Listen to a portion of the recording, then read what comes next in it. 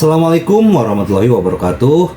Salam sejahtera buat kita semua. Semoga kita semua dalam keadaan sehat jasmani dan rohani, tidak kekurangan satu apapun. Amin ya robbal alamin. Oke, Mimin akan melanjutkan cerita Liontin Giok Naganya. Bab 906 sampai 910. Bahkan jika Anda berbohong, Anda harus nyata. Apakah begitu sulit untuk menemukan dokter Tiongkok tua yang terkenal? 80 hingga 90% penyakit saya tidak dapat disembuhkan bahkan jika Anda meminta keajaiban dokter. Bahkan jika Anda hanya mengatakannya, saya tidak perlu menemukan syarat apapun sebagai gantinya, saya dapat membantu Anda. Tetapi Anda seharusnya tidak membohongi saya dengan cara ini, Zhou Yutong berkata. Paman kedua, Anda salah paham, dia benar-benar seorang dokter jenius. Hehe. Dia berusia di bawah 25 tahun, kan? Seorang dokter jenius yang berusia 20 tahun. Apa menurutmu aku bodoh? Aku masih berpikir. Apakah aku orang yang bodoh? Orang dengan pikiran sederhana dan anggota tubuh yang berkembang dengan baik. Zhou Buffer berkata dengan marah. Aku tidak tahu apakah kamu bodoh atau tidak. Tetapi jika kamu tidak meluangkan waktu untuk mengobati penyakitmu, kamu akan menjadi sayuran dalam waktu 3 tahun. Ye Chong berkata dengan tenang. Setelah Zhou Butong mendengar ini, dia terkejut sesaat, dan kemudian menatap Ye Chong dan Zhou Yunyi dengan marah. Kamu diam-diam menyelidikiku? Zhou Yunyi melambaikan tangannya dengan cepat. Apa yang kamu bicarakan? Kami tidak pernah menyelidikimu secara diam-diam. Sedikit tersenyum, penyakit kecilmu, aku melihatnya sekilas, dan aku masih perlu menyelidikinya, kata Zhou Budong. Ye Chong mengangkat bahu dan melanjutkan, penyakitmu, jika aku menebaknya dengan benar, seharusnya terkena peluru selama pertempuran. Meskipun tulang belakangmu terluka, itu tidak menyebabkan patah tulang. Kerusakan telah terjadi, tetapi belum rusak, dan saraf di dalamnya masih terhubung, jadi kamu belum lumpuh. Lebih buruk lagi, jika kamu terus seperti ini tanpa perawatan, saraf tulang belakangmu akan benar-benar terputus dalam waktu singkat, dan pada saat itu, kamu akan benar-benar lumpuh. Ye Chong berbicara dengan fasih. Setelah mendengar kata-kata ini, Zhou Bu semakin terkejut. Karena dia tahu bahwa Ye Chong benar, dia juga tahu bahwa Ye Chong tidak mungkin menyelidiki ini secara diam-diam. Karena penyakitnya, dia berkeliling dunia, dan akhirnya menemukan tim ahli medis top dunia sebelum memeriksanya, yang persis sama dengan yang dikatakan Ye Chong. Di dunia ini, kecuali dia dan tim ahli medis top, tidak ada yang tahu detail saraf tulang belakang yang berbeda di sekitarnya. Tidak ada yang tahu bahwa Zhou Wutong akan lumpuh dalam beberapa tahun. Faktanya, Zhou Budong jarang berpartisipasi dalam misi secara langsung dalam beberapa tahun terakhir. Tetapi hanya dapat berperan dalam menundanya. Tidak ada yang tahu bahwa tubuh Zhou Butong telah mencapai batas kritis. Tapi Ye Chong hanya melihatnya sekilas dan mengatakan hal-hal rahasia ini.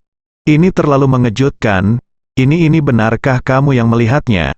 Zhou Budong sedikit tercengang, dan tidak tahu harus berkata apa untuk beberapa saat.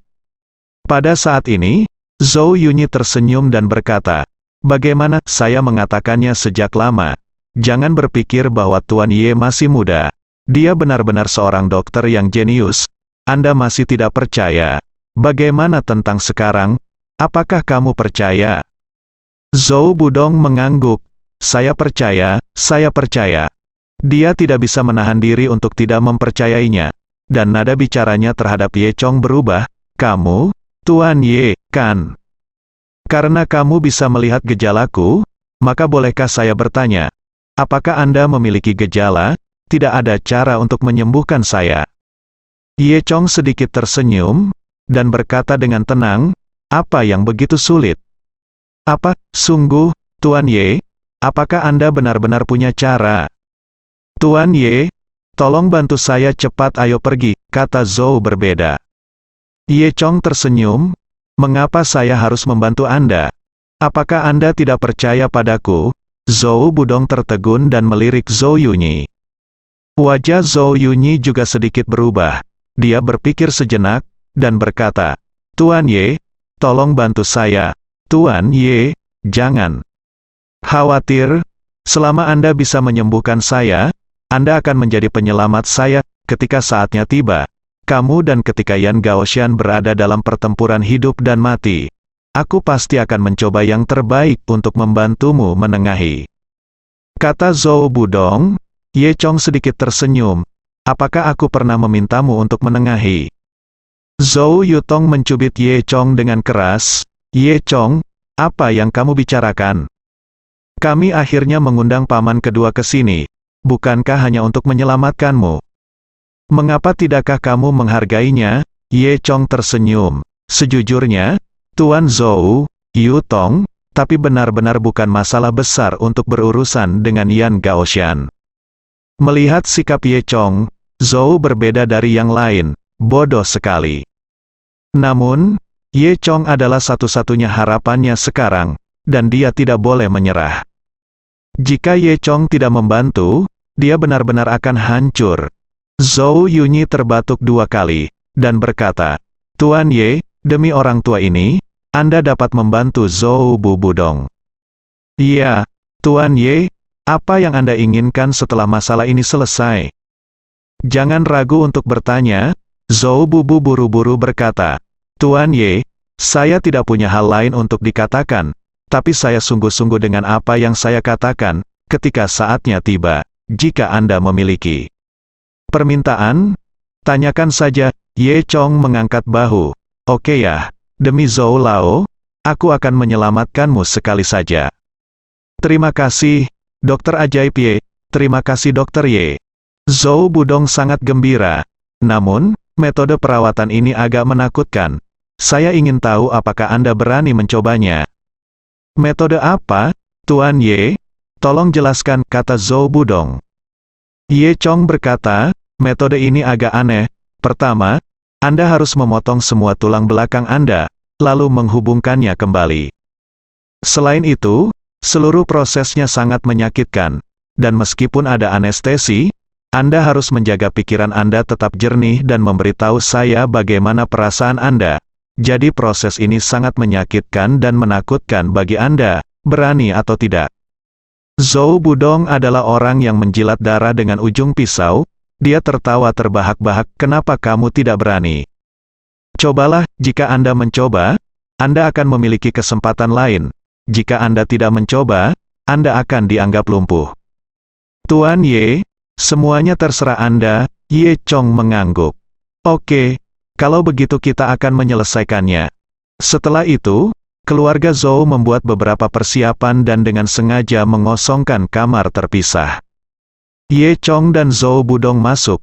Dia pertama-tama membiarkan Zhou Budong berbaring di tempat tidur, lalu mengeluarkan beberapa obat penenang dan memberikan Zhou Budong untuk meminumnya. Itu berkurang kepekaan Zhou Budong terhadap saraf nyeri. Namun, selama seluruh proses perawatan, Zhou Budong tidak bisa dibuat pingsan. Lagi pula, dia masih membutuhkan Zhou Budong untuk memberitahunya bagaimana perasaannya. Kalau begitu kita mulai, kata Ye Chong. Zhou Budong mengangguk, sedikit bersemangat. Ye Chong tiba-tiba meninju punggung Zhou Budong.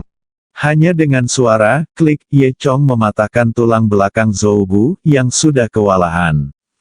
Zhou Budong mendengus, dan segera merasa anggota tubuhnya benar-benar kehilangan kesadaran. Saat ini, dia tidak bisa menggerakkan apapun kecuali mulutnya.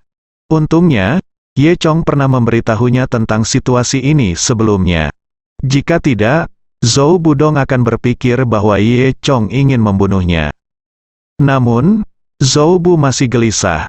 Meski sudah meminum obat penghilang rasa sakit, butir-butir keringat masih menetes dari dahinya. Zhou Budong menggertakkan giginya, tetapi tidak bersenandung. Ye Chong diam-diam memuji, tentu saja, dia pria yang tangguh. Setelah itu, Ye Chong mengulurkan 2 jari, dan dengan ringan membelai punggung Zhou Budong. Punggung Zhou Budong segera terkoyak, dan daging di kedua sisinya tampak mekar. Karena Ye Chong telah memesan titik akupuntur yang berbeda sebelumnya, tidak ada pendarahan. Pada saat ini, dia bisa langsung melihat tulang belakang Bai Shen Shen yang baru saja dipukul menjadi 2 oleh Ye Chong. Pada penampang tulang belakang, saraf di dalamnya bisa terlihat samar-samar. Tunggu, aku datang, kata Ye Chong, mengumpulkan awan naga dan aura Phoenix di tangannya, dengan lembut menarik kedua ujung saraf yang patah, dan perlahan menghubungkan kedua ujungnya menjadi satu. Ketika naga dan Phoenix Ki menyentuh saraf, itu adalah saat yang paling menyakitkan. Zhou Butong mendengus lagi, giginya akan hancur, dan butir-butir keringat berjatuhan seperti hujan, tetapi dia tetap tidak menangis. Rasakan, apakah kamu merasakan jari tengahmu? Ye Chong berkata sambil dengan lembut menusuk jari tengah Zhou yang tidak terpakai dengan jarum perak. Zhou Bu mengangguk. Ini menunjukkan bahwa saraf telah berhasil terhubung. Ye Chong terus melakukan hal yang sama, dan ketika terhubung ke saraf ketiga, Zhou Butong akhirnya tidak bisa menahannya, dan menjerit seperti membunuh babi. Oh, sakit sekali. Aku, brengsek, itu sangat menyakitkan bagiku. Apa-apaan ini, 10 lagi. Zhou Butong memarahi sambil mengepalkan tinjunya erat-erat, menahan rasa sakit. Zhou Yunyi, Zhou Yutong, Zhou Yuki dan lainnya semua menunggu di luar. Semua orang di pintu mendengar teriakan Zhou Budong seperti membunuh babi. Teriakan ini mengejutkan semua orang yang berdiri di luar. Berapa banyak rasa sakit yang harus membuat jeritan yang begitu menyedihkan. Jeritan itu berlangsung sekitar setengah jam, dan akhirnya tidak ada suara. Paman kedua tidak akan mati, kan? Zhou Yuki bertanya dengan suara rendah. Sebelum dia selesai berbicara, Ye Chong sudah keluar dari dalam. Dan di belakangnya, diikuti oleh seorang pria jangkung, itu adalah Zhou Budong. Zhou Bu terlihat sedikit lemah, seolah-olah dia baru saja mengalami pertarungan hidup dan mati, dan seluruh tubuhnya basah oleh keringat. Ye Chong telah memperbaiki saraf tulang belakangnya, dan menggunakan obat rahasia untuk menyembuhkan luka Zhou dengan cepat. Zhou Yunyi melihat Zhou Budong keluar, dan buru-buru melangkah maju dan bertanya, bagaimana? Zhou Budong mengangguk, dan berkata dengan suara lemah, Tuan Ye, kali ini saya benar-benar yakin, saya dapat dengan jelas merasakannya. Anggota badan saya sekarang bisa bergerak bebas, sama seperti orang normal. Padahal, sebelum menerima perawatan, gerakan Zhou yang berbeda, seperti saat mengangkat tangannya, akan menyebabkan sakit punggung. Oke, itu bagus. Zhou Yunyi mengangguk. Tuan Ye, terima kasih banyak, Anda adalah orang tua saya yang terlahir kembali. Zhou Budong berkata dengan penuh semangat. Ye Chong tersenyum dan berkata, istirahatlah 2 hari lagi, dan kamu bisa melepas kain kasa, dan kamu akan baik-baik saja. Seperti yang diharapkan dari Dr. Ye, terima kasih atas kebaikanmu. Zhou Budong berkata dengan emosi. Paman kedua, jangan hanya mengucapkan terima kasih, jangan lupa menjadi perantara bagi Ye Chong ketika saatnya tiba. Kata Zhou Yutong. Meskipun Ye Chong terus mengatakan tidak perlu, Zhou Yutong masih mengkhawatirkan Ye Chong. Zhou Yutong masih jelas tentang perbedaan status di arena minggu ini. Lebih baik memiliki waktu seminggu untuk bersyafaat daripada tidak sama sekali. Zhou Budong mengangguk dan berkata, ini tidak bisa dihindari, bahkan jika Dr. Ye benar-benar tidak membutuhkannya, saya akan mendukung Dr. Ye, itu bagus. Ye Chong sedikit tercengang. Oke, terserah kamu. Setelah itu, Zhou berbeda dengan mengatakan bahwa masih ada beberapa hal yang harus ditangani, jadi saya akan pergi dulu. Ye Chong makan malam di rumah Zhou, dan kemudian tinggal di rumah Zhou untuk beristirahat malam itu. Dia berencana untuk kembali ke Suedu keesokan harinya. Di Suedu masih banyak hal yang harus dilakukan, tentunya yang terpenting adalah Zhao Lubai. Ye Chong awalnya memutuskan untuk pergi ke Zhao Lubai untuk meminta maaf sore itu. Pada akhirnya, dia ditunda oleh toko barang antik, lalu kembali ke Yucheng untuk mencari Zhou Yutong, dan melepaskan merpati Zhao Lubai. Diperkirakan Zhao Lubai akan mencekik dirinya sendiri sampai mati saat melihatnya. Pikir Ye Chong dengan senyum masam. Saat ini, Zhao Lubai, yang berada jauh di Suedu, bersin. Dia mengambil selembar kertas toilet dari meja, menyeka hidungnya, dan membuang kertas toilet ke tempat sampah. Kemudian, dia mendengus, meletakkan dagunya di tangannya, dengan ekspresi sedih di wajahnya. Sungguh, kenapa akhir-akhir ini banyak sekali masalah? Zhao Lubai berkata pada dirinya sendiri dengan wajah tidak senang. Baik kecil, cepat keluar, Siang Kunying sudah lama menunggumu. Teriak Zhao Chen di depan pintu Zhao Lubai. Mengerti, aku belum berpakaian. Kata Zhao Lubai dengan tidak sabar, oke, kami akan menunggumu di ruang tamu. Setelah Zhao Chen selesai berbicara, dia kembali ke ruang tamu. Duduk di sofa di ruang tamu adalah seorang pemuda berusia 20-an, persis Siang Kunying yang baru saja dia sebutkan.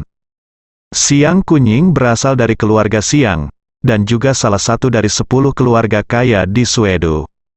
Adapun kunjungan Siang Kunying kali ini, dia secara pribadi melamar keluarga Zhao.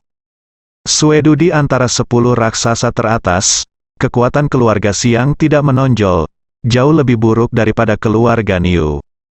Mantan keluarga Niu masih memiliki beberapa kualifikasi untuk melamar keluarga Zhao, tetapi keluarga Siang tidak memiliki kualifikasi sama sekali, jadi mereka datang untuk melamar keluarga Zhao. Namun, insiden baru-baru ini memungkinkan keluarga Siang berdiri. Ternyata keluarga Siang memiliki pusaka keluarga bernama Aoki Secret Order. Dikatakan bahwa keputusan rahasia Kingmu ini adalah sebuah puisi yang ditulis oleh seorang penulis besar dari dinasti Tang di zaman kuno, dan itu diukir pada token giok.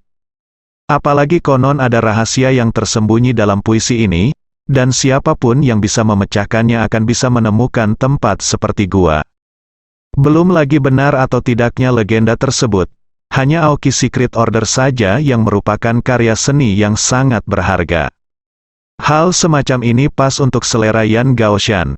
Kali ini, Yan Gaoshan keluar dari arena lagi dan kembali ke Suedo lagi. Semua orang sangat ingin menjilat Yan Gaoshan.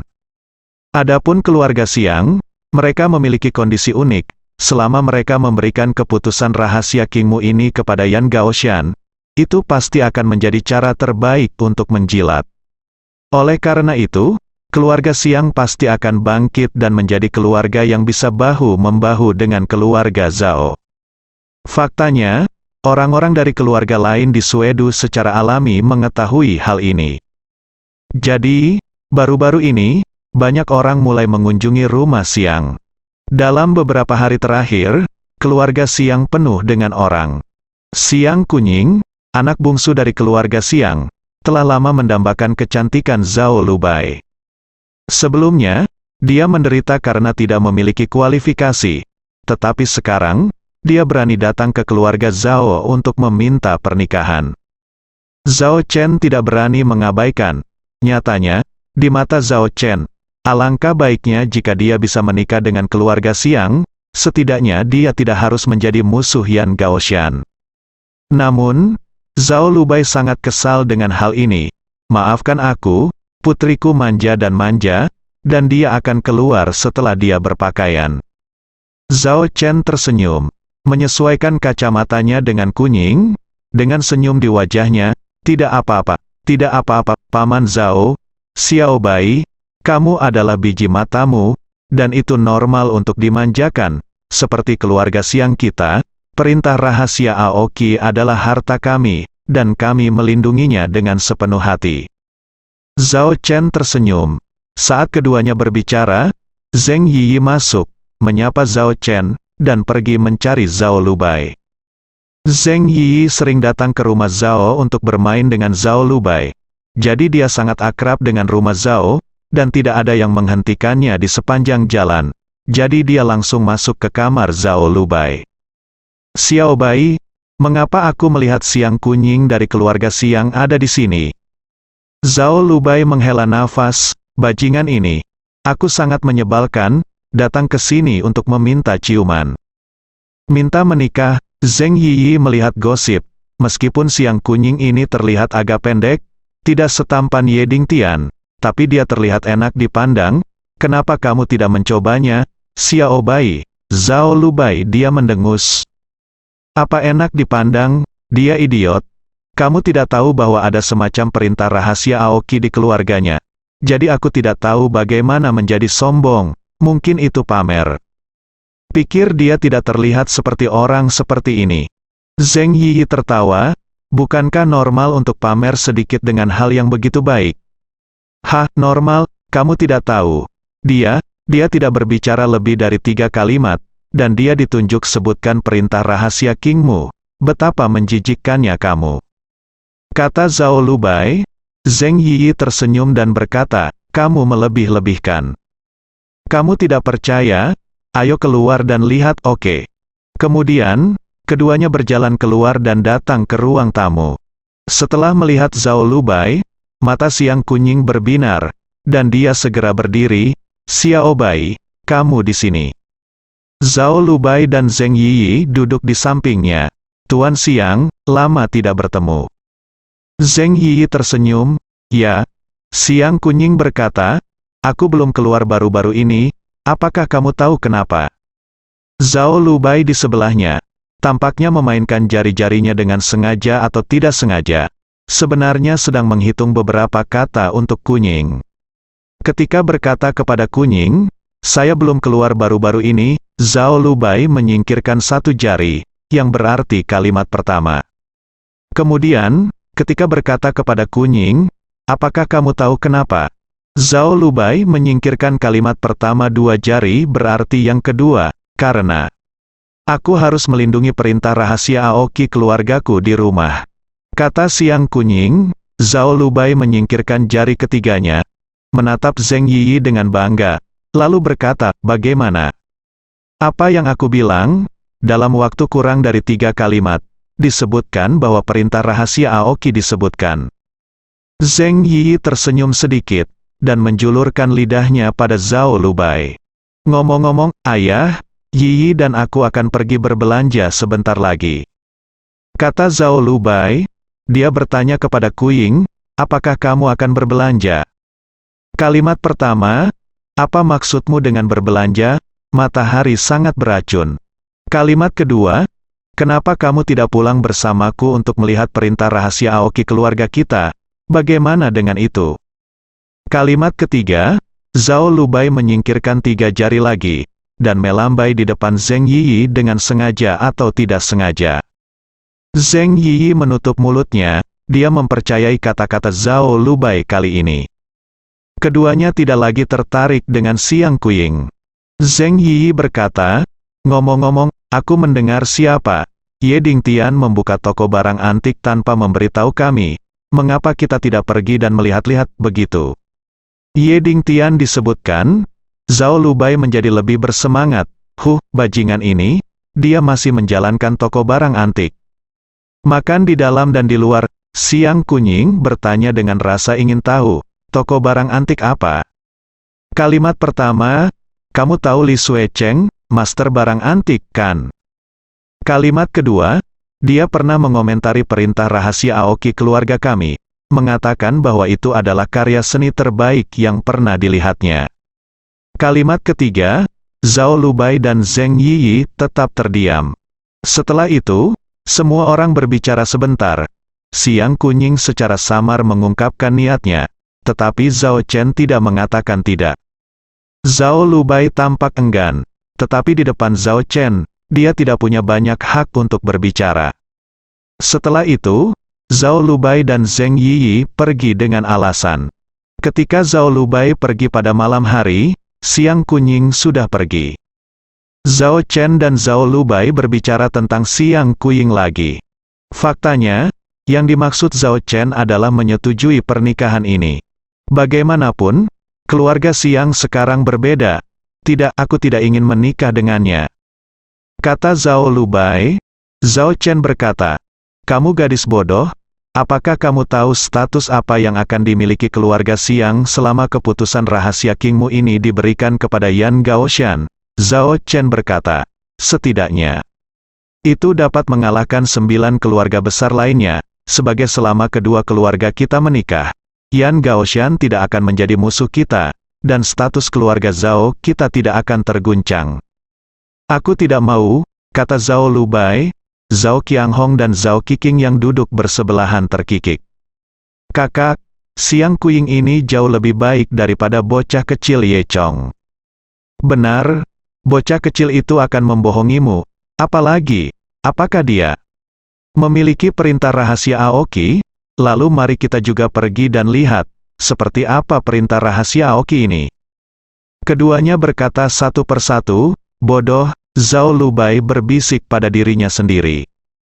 Semua orang berdebat untuk waktu yang lama, tetapi tidak ada hasil, jadi Zhao Chen tidak punya pilihan selain menyerah. Saat ini, seorang pelayan datang untuk melaporkan bahwa suasana hati leluhur sedang baik hari ini dan sedang menikmati pemandangan di taman belakang. Zhao Chen mengangguk, dan berkata kepada Zhao Lubai dan yang lainnya, "Kamu bisa pergi dan memberi hormat kepada leluhur." Zhao Lubai memutar matanya, memikirkannya. Ketika dia masih muda, leluhurnya sangat mencintainya. Karena sekali, Zhao Lubai menegosiasikan masalah besar untuk keluarga. Untuk menghadiahinya, leluhur tua berjanji pada Zhao Lubai bahwa dia dapat membantu Zhao Lubai mewujudkan sebuah keinginan. Zhao Lubai tidak pernah membuat permintaan, tapi hari ini dia tiba-tiba memikirkan sesuatu. Setelah itu, Zhao Qiqing dan Zhao Qianghong mengikuti Zhao Lubai ke taman belakang. Saat ini, nenek moyang keluarga Zhao tidak mempraktikkan keterampilan magis, tetapi duduk di taman belakang, mengagumi keindahan taman di bawah matahari terbenam. Taman keluarga Zhao sangat luas, dan penuh dengan bunga ungu, merah, dan kuning, yang rimbun dan indah berkelompok.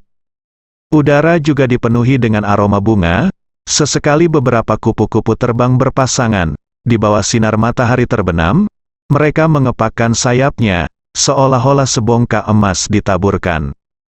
Patriark keluarga Zhao sedang duduk di kursi goyang, dan di belakangnya berdiri Zhao Meiting yang berwajah kaku. Setelah Zhao Meiting dibawa pergi, dia sudah lama tidak memperbarui statusnya di media sosial. Bintang sebesar itu menghilang begitu dia mengatakan dia menghilang, yang telah menimbulkan kehebohan di media.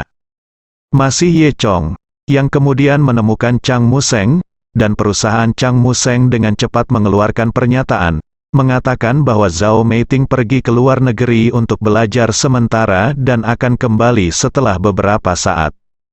Baru pada saat itulah semua orang secara bertahap menjadi tenang. Pada saat ini, Zhao Lubai, Zhao Qiqing, dan Zhao Qianghong telah tiba di taman belakang dan berjalan menuju leluhur keluarga Zhao. "Salam leluhur," ucap ketiganya serempak. Nenek moyang keluarga Zhao mengangguk bangun. Ketiganya mengangkat kepala. Nenek moyang keluarga Zhao memandangi mereka bertiga, dan berkata dengan tenang, "Tidak apa-apa, kamu bisa pergi." Jelas, leluhur keluarga Zhao sangat tidak peduli dengan ketiga orang ini. Padahal, sebelum Zhao Meiting muncul, Zhao Lubai adalah anak kesayangan leluhur keluarga Zhao. Tapi sekarang tampaknya Zhao Meiting tidak disukai, dan sikap leluhur keluarga Zhao terhadapnya menjadi jauh lebih dingin. Namun, Zhao Lubai tidak punya waktu untuk memikirkannya sekarang. Dia tidak pergi dari sini. Sebaliknya, dia mengambil 2 langkah lebih dekat. "Leluhur, apakah Anda ingat?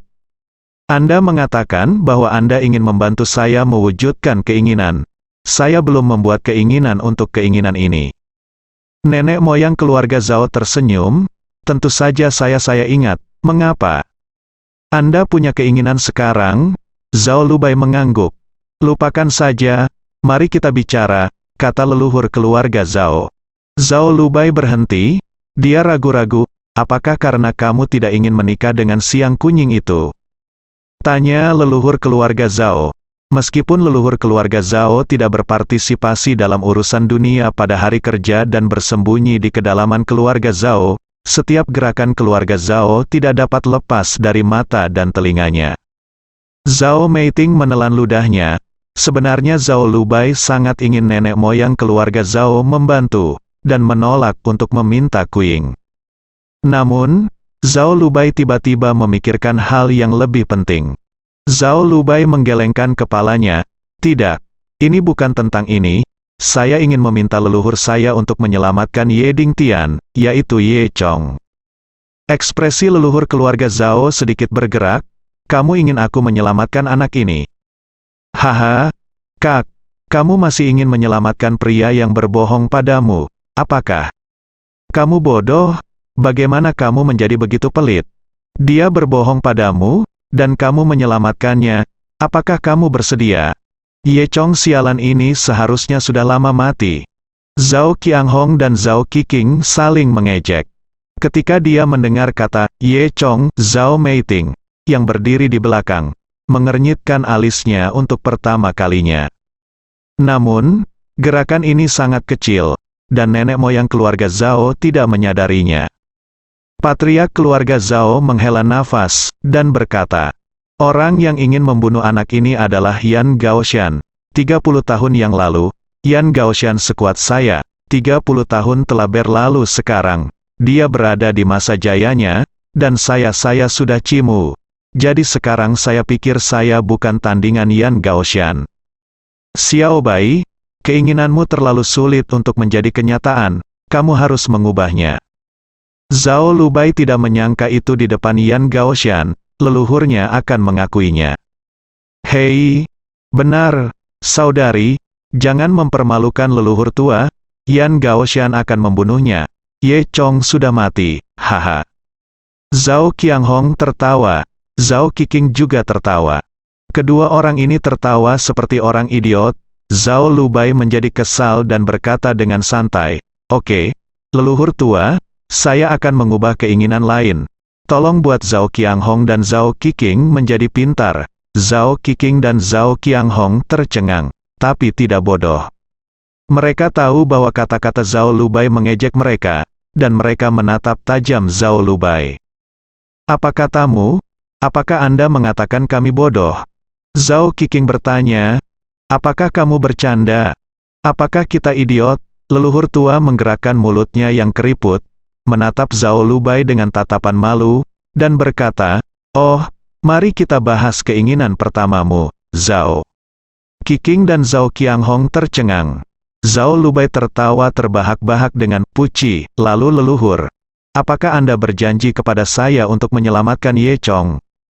Nenek moyang keluarga Zhao menggelengkan kepalanya dan berkata, yang paling bisa saya katakan adalah mengatakan sesuatu. Adapun apakah Yan Gaoshan akan setuju atau tidak, saya tidak tahu. Saya tidak akan pernah melawan Yan Gaoshan untuk Ye Chong. Apakah kamu mengerti? Jika leluhur bertanya, Yan Gaoshan pasti setuju.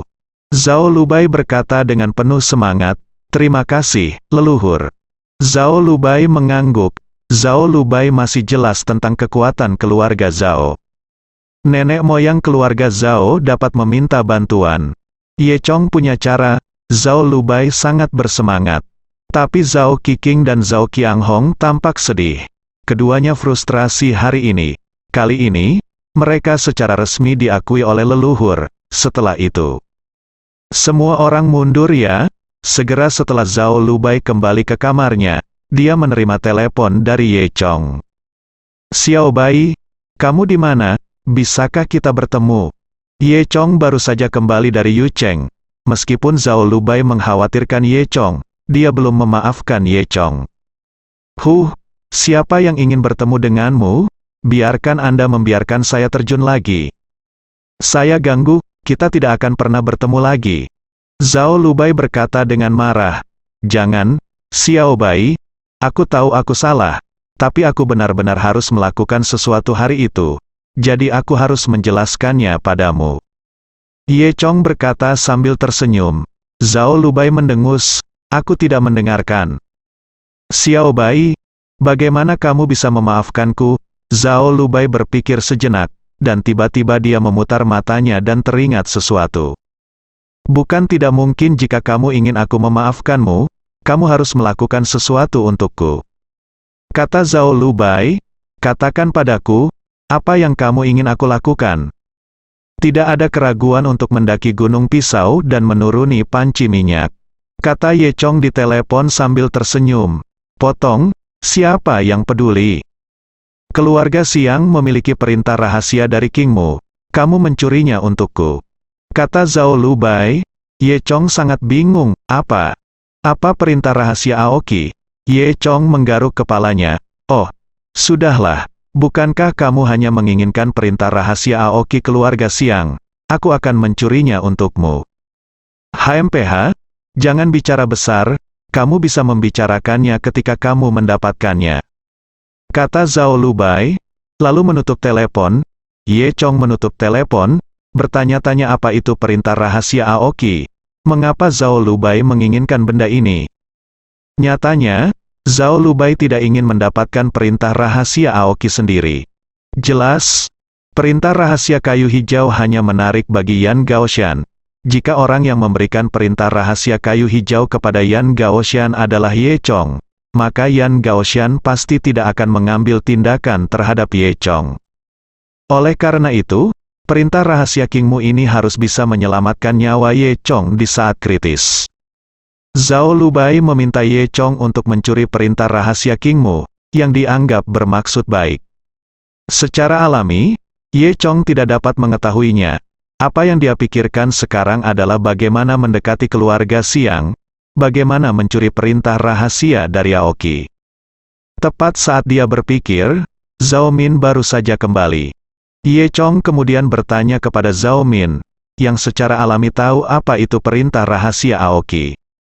Jadi, dia memberitahu Ye Chong tentang hubungan antara King Mu Miling, Yan Gaoshan, dan keluarga Xiang. Setelah mendengarnya, Ye Chong mengangguk, ternyata ada makna yang begitu dalam. Ternyata perintah rahasia Aoki bukanlah hal yang fana. Tidak sulit untuk mendapatkan perintah rahasia King Mu.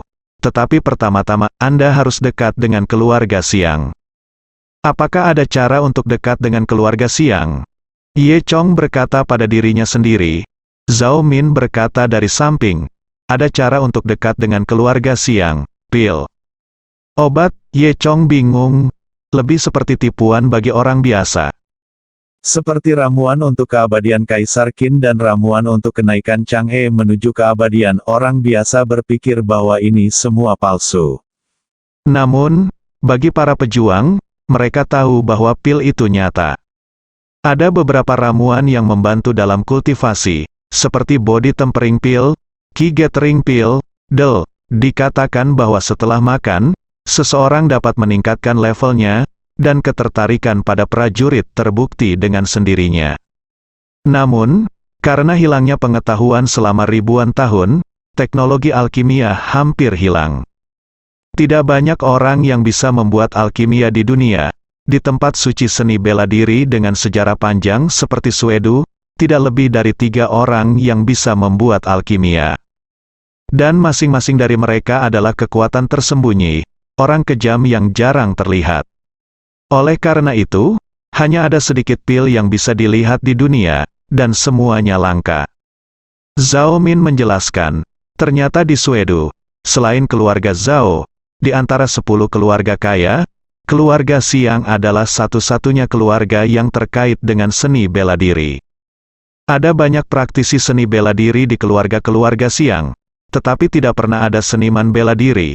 Jika tidak, mereka akan sejajar dengan Zhao Jiaping. Bagaimanapun, keluarga Zhao memiliki prajurit tingkat Huang. Untuk keluarga marsial Dao, semua orang tahu arti pil, terutama jenis pil yang dapat membantu orang meningkatkan kultivasi mereka, yang sangat dibutuhkan oleh keluarga Xiang. Karena keluarga Xiang sangat ingin menggunakan obat mujarab untuk menumbuhkan prajurit sejati. Ada desas-desus bahwa dalam 3 generasi keluarga Xiang, ada seorang alkemis yang juga akan menyempurnakan beberapa ramuan. Namun setelah orang tersebut meninggal, tidak ada keturunan yang dapat mewarisi jubah tersebut, sehingga keluarga Xiang juga menolak. Meskipun keluarga Xiang saat ini tidak dapat menyempurnakan ramuan tersebut, mereka selalu mengetahui kegunaan ramuan tersebut. Mereka mencari pil kemana-mana, berharap bisa mengubah status quo. Namun, bahkan lebih sulit untuk membeli pil, lagi pula pil yang beredar di pasaran terlalu sedikit. Pil sulit ditemukan. Setelah Ye Chong mendengarkan, dia sangat tersentuh. Dia tidak menyangka bahwa pil biasa di matanya akan menjadi barang yang sangat berharga di dunia. Ye Chong memiliki warisan Dewa Naga, dan alkimia adalah hal yang mudah baginya. Dia bisa memurnikan ramuan berkualitas tinggi dengan penanak nasi listrik. Dalam hal ini, Ye Chong telah memutuskan untuk memperhatikan. Tidak perlu mencuri token rahasia Aoki, dan cukup menukarnya dengan segenggam pil. Namun, bagaimana saya bisa mendapatkan perhatian Siang? Anda tidak dapat mengambil pil untuk dijual di depan pintu rumah Siang. Anda akan dianggap sebagai pembohong.